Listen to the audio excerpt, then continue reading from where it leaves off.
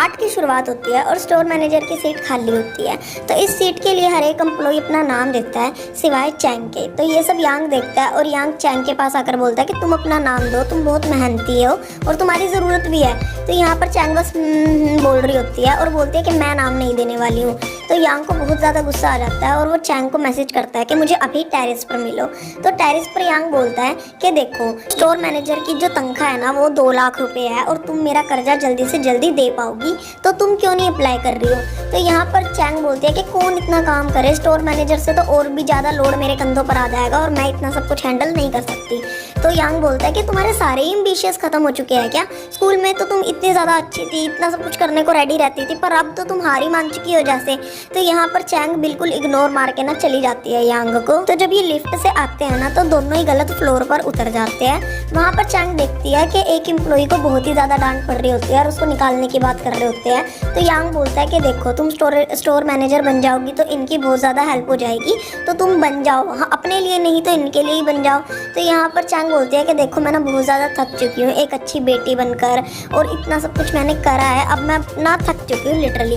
तो यहाँ पर ना यांग बोलता है कि देखो, तुम ट्राई तो करके देखो, चलो इसी लड़की की मदद कर दो। और है ना चैंग को बिठा देता है उधर स्टोर में और है ना उस लड़की को शूज़ दिखाने के लिए बोलता है जो एम्प्लॉय को बहुत डांट पड़ रही थी। तो वो एम्प्लॉय जो है चैंग को दिखाती है शूज़ वगैरह।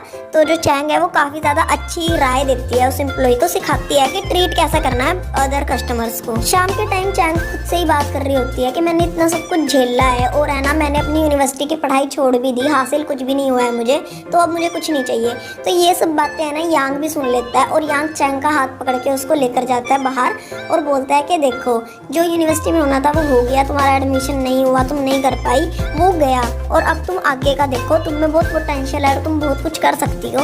यूँ है ना वेस्ट मत करो अपनी लाइफ को, अब आगे का देखो, तुमको आगे और कुछ भी अच्छा मिल सकता है। तो यहाँ पर जो चैंग होते हैं वो बहुत ही ज़्यादा मोटिवेट हो जाती है और वो है ना अब अपना नाम देने के लिए रेडी थी स्टोर मैनेजर के लिए। यान ने ना एक इवेंट ऑर्गेनाइज करवाया होता है ताकि उनकी पब्लिसिटी हो स्टोर की और जो बैट है ना वो जीत पाए, क्योंकि इस बैट से उनको बहुत ही ज़्यादा फायदा होने वाला था। और इसी टाइम हमको है ना एक न्यू करैक्टर से इंट्रोड्यूस करवाया जाता है और ये करैक्टर थी जिमी। जिमी एक पियानोइस्ट थी और जो यांग के मम्मा थे ना वो चाहते थे कि जिमी और यांग की सेटिंग हो जाए, तो हो सकता है कि लव ट्रायंगल बन जाए आगे जाके। जिमी स्टोर में ही आई होती है यान को ढूंढने के लिए कि आज तो इसको दबोच ही लूंगी, ये कहीं भी मिल जाए।